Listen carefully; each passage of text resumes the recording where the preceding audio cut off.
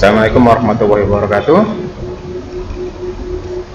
Hari ini saya akan menjelaskan tentang larutan penyangga atau buffer di kimia kelas 11.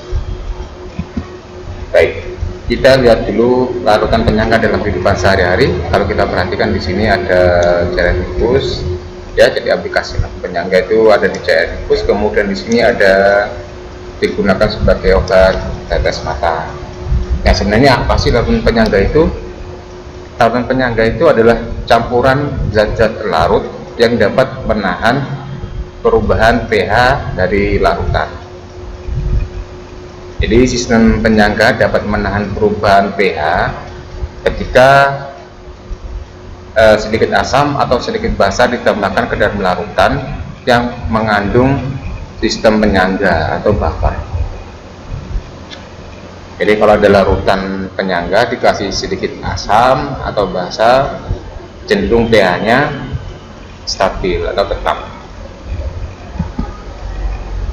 Nah, yang pertama akan kita jelaskan dulu komponen dari larutan penyangga.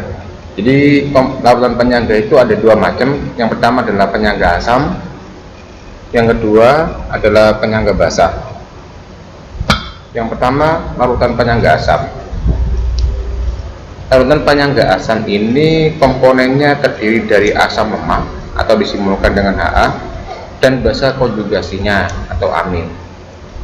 Nah, untuk membuat penyangga asam itu ada dua cara. Yang pertama, bisa mencampurkan asam lemak Ha dengan garam atau basa konjugasinya. Contohnya adalah H2CO3, asam karbonat ini adalah asam lemak. Garamnya adalah NaHCO3. Dan basa konjugasinya adalah HCO3-.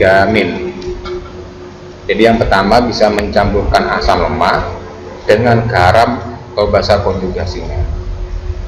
Cara yang kedua itu kita bisa membuatnya dengan mencampurkan asam lemak dengan basa kuat, dengan ketentuan jumlah asam lemaknya ini lebih banyak bila dibandingkan dengan basa kuatnya, sehingga nanti tersisa pada asam lemak. Nah, ini komponen dari larutan penyangga asam. Yang berikutnya, larutan penyangga basa itu dia mengandung basa lemak dan asam konjugasinya, ya, ada basa lemak dengan asam konjugasinya, jadi pasangannya asam basa konjugasinya. Ini basa dengan asam konjugasinya. Nah, penyangga basa ini dapat dibuat dengan dua cara. Yang pertama, mencampurkan suatu basa lemak dengan garam. Contoh basa lemaknya adalah NH4OH, dicampur dengan garamnya NH4Cl atau asam konjugasinya, ya. Ini adalah asam konjugasinya, ya.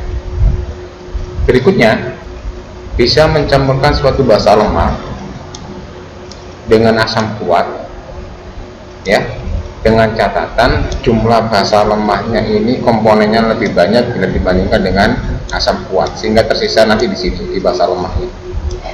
Nah, itu komponen dan cara membuat dari larutan penyangga asam maupun basa. Nah, sekarang bagaimana cara kerja dari larutan penyangga? Kenapa sih dia bisa mempertahankan harga pH? Kita ambil contoh aja. Yang pertama, larutan penyangga asam dulu, ya. Kalau kita ambil contoh penyangga asamnya di sini adalah asam lemak dengan basa konjugasinya ini, ya. Ketika dia ditambah asam atau ditambah H+,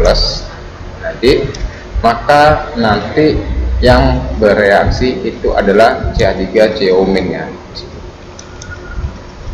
sehingga terbentuk CH3COH ini, terbentuk CH3COH ketika ditambah sedikit asam. Nah, ketika penyangga ini ditambahkan basa atau OH-, maka nanti yang bereaksi itu adalah CH3COH-nya.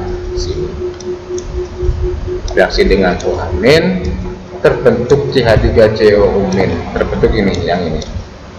Nah, karena adanya pergeseran keseimbangan ini yang terlalu kecil konsentrasinya, maka nanti dia larutan ini dapat mempertahankan perubahan pH.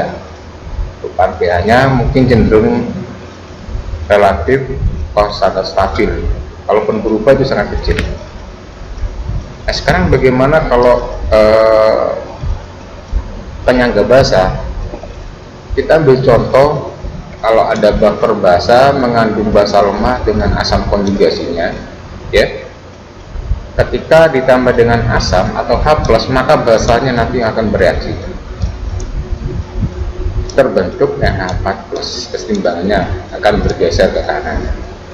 Sedangkan kalau ditambahkan sedikit basa OH-, ya, maka nanti asamnya, asam konjugasinya ini yang akan bereaksi dengan basa, terbentuk NH3 seperti ini.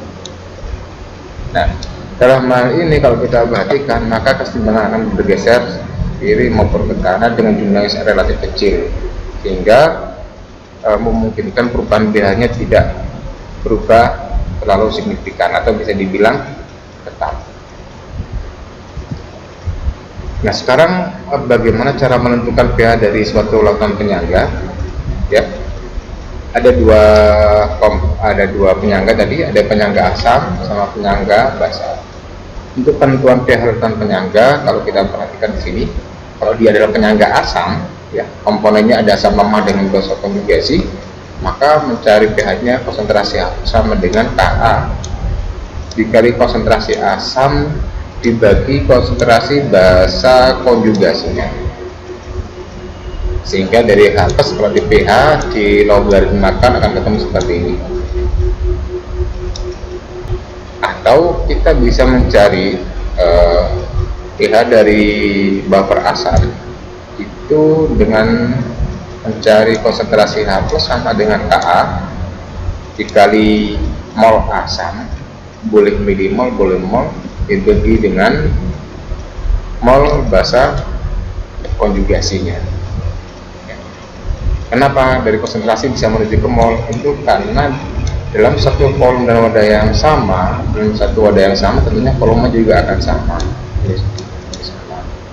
Ya, sehingga nanti kalau kita kalikan dengan ini maka ketemu milimol. Hal yang sama jika kita akan menentukan pH dari penyangga basah, ya, penyangga basah. Karena di sini ada larutannya basah, penyangga basah, maka nanti muncul OH- sama dengan, ya, Kp dikali konsentrasi basa lemah dibagi dengan asam konjugasinya atau dari garamnya.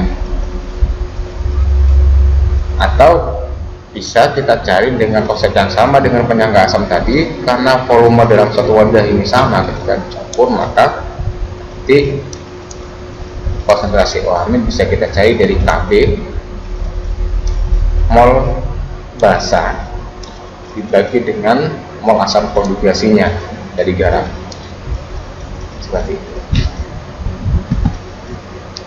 Nah, nanti kita akan coba untuk latihan perhitungan penentuan pH dari larutan penyangga di bagian lain, video bagian lain.